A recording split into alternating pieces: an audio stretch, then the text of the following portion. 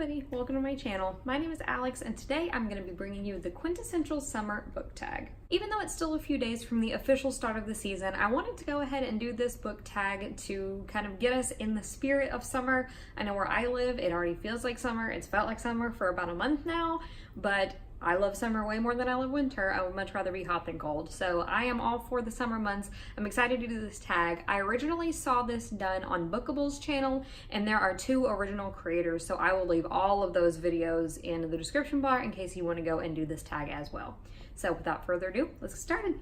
So our first category is Iced Drink, a refreshing book. So for this one, I've chosen The Unexpected Everything by Morgan Matson.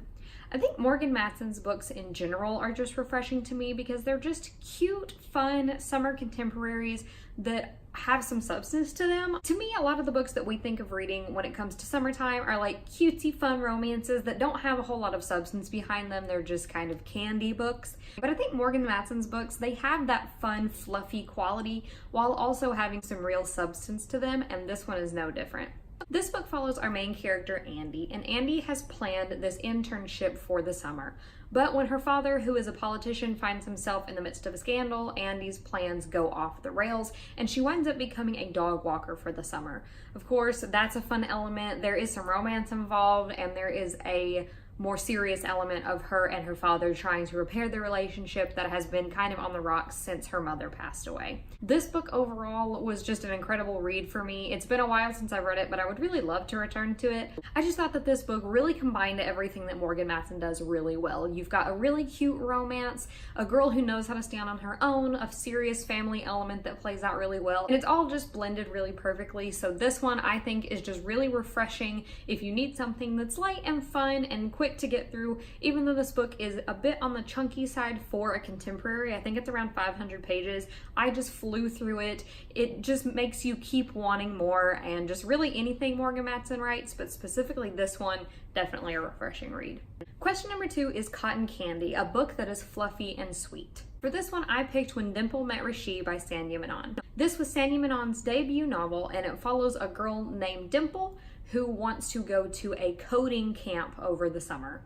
We also have our other main character, Rishi, who comes from a more traditional Indian family, and he is ready to be put into an arranged marriage, something that his parents want to set up for him. Whereas Dimple, on the other hand, even though her parents want to put her in an arranged marriage as well, she really doesn't want to focus on that right now. She doesn't want to think about dating. She wants to focus on what she wants to do going into coding. And they wind up meeting, and shenanigans ensue from there. This one has the amazing element of a female coder going to this coding camp, and then combined with the romance element. Everything again in this one is just blended beautifully. Sanya Menon is such a talented writer. I have yet to read her other books. She has released 2 novels since this one has come out, and I'm so looking forward to reading those as well, and I'm sure that they will be just as fun and fluffy and cute. Question number 3 is Sunglasses, a dark book. And for this one, I'm going to go with Big Little Lies by Liane Moriarty. This novel follows several moms whose children all go to school together. And at the beginning of the novel, you find out that on the school's trivia night, there has been a murder. So you go back and forth in the novel between figuring out the details of the murder and seeing these moms interact in each other's lives and the drama that ensues at their kids' school.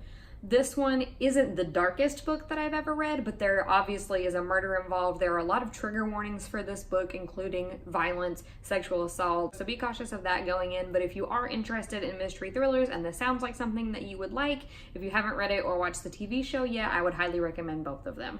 Number 4 is Picnic on a Rainy Day, a sad book. For this one, I'm going with This Is How It Always Is by Lori Frankel. This story begins with parents Rosie and Penn, who have 5 young boys.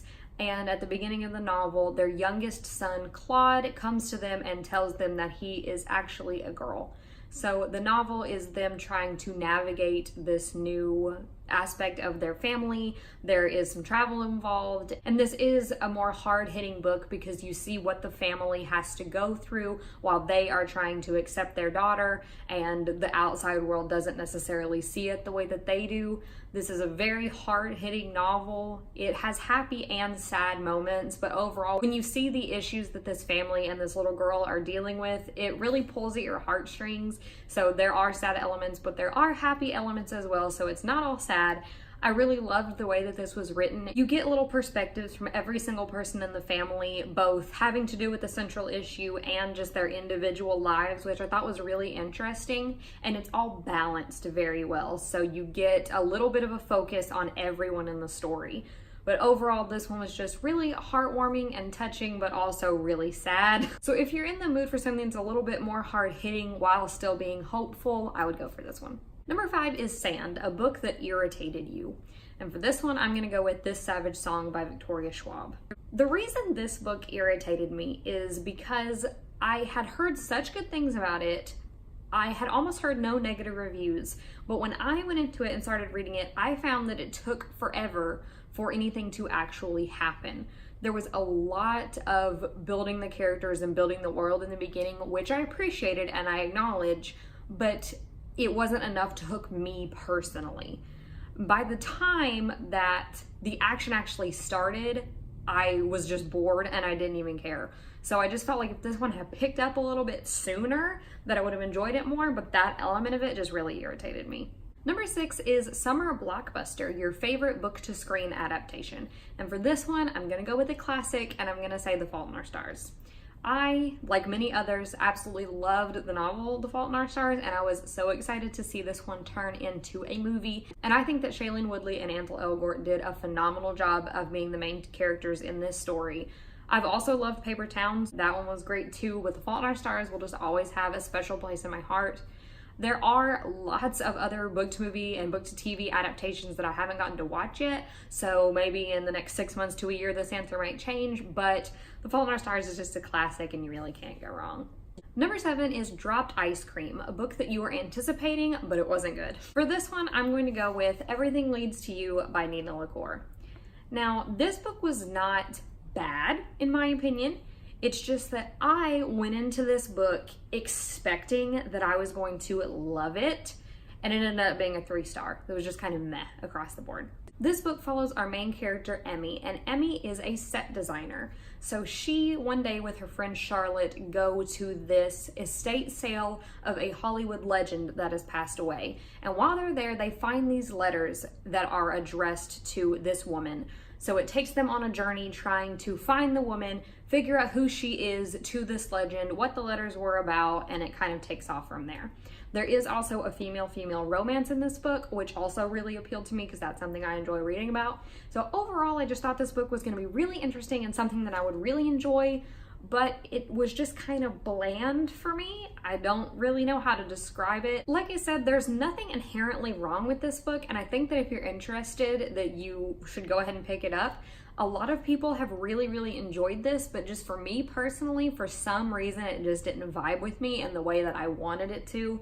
So like I said, overall, it was just kind of meh, but I will be continuing with Nina LaCour's other books because I do still have hope and I am interested in a lot of her other novels, so we will continue from that one. This was just kind of a miss. Number 8 is Palm Tree, a tall book that you loved. For this one, I'm going to be going with The Diviners by Libba Bray.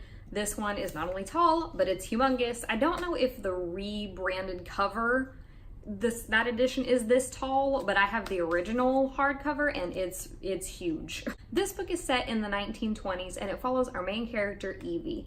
Evie lives in Ohio, but she is sent to live with her uncle in New York. And Evie has a special power where when she touches an object, she can feel that object's past and know where it has been. And her uncle gets involved with investigating a murder case and Evie comes along for the ride. This is the beginning of a series, and the 4th and final book is set to come out next year. I absolutely adore this book, and I adore the audiobooks. January Lavoie narrates them and does an absolutely phenomenal job. So if you haven't read these, go for the audiobooks. Since these are pretty huge, the audiobook really helps you to get through it, but I also just love the way that she narrates them. Everything that she does is phenomenal. But The Diviners is a tall book that I highly enjoyed. Same goes for the entire series. Number 9 is Bonfire, a book you want to burn. And for this one, I'm gonna go with Moby Dick by Herman Melville. I cannot stomach this book. I am not a huge classics person in general. I did have to read quite a lot of classics in high school and in college. This is one that I ended up having to read twice and I did not get through it either time. I don't care about the story at all. I don't care about whales. I don't feel like it was told well. I don't care about any of the characters. I don't care about anything that this book did. I just don't like it. I never want to read it ever again in my life. And I'm never plan to now that I don't have to for school. But this is one that I just can do. And number 10 is Fireworks, a book that exploded onto the scene. For this one, I'm gonna go with Red, White, and Royal Blue by Casey McQuiston. This book just came out. By the time you're watching this video, it will have been about a month since this book came out, and I have been hearing nonstop hype about it since pretty much the beginning of the year when people started getting ARCs. I have not heard a single bad thing about this book, and I've heard multiple people say that this will be on their best books of the year list. This book is a male-male romance that's set in an alternate reality. One of our main characters, Alex, is the son of the first female president who took office after President Obama. And some rumors make it into the tabloids that make it seem like America and Britain aren't having the best of relations, so Alex is forced to start a fake friendship with Prince Henry of Wales. It ends up becoming a real friendship and then ends up becoming something more. I am so excited to read this. It sounds like everything that I ever wanted in a book and in real life, and I think it's going to be adorable, and all of the readers that I watch and that I trust have adored this, so I'm planning to get my hands on it very, very soon, and I really hope that it lives up to my expectations. So that is it for the Quintessential Summer Book Tag. If you have read any of these books or want to answer any of these questions yourself, let me know all of that in the comments down below. I would love to chat with you guys and give me some of your summer recommendations as well. So until next time, bye!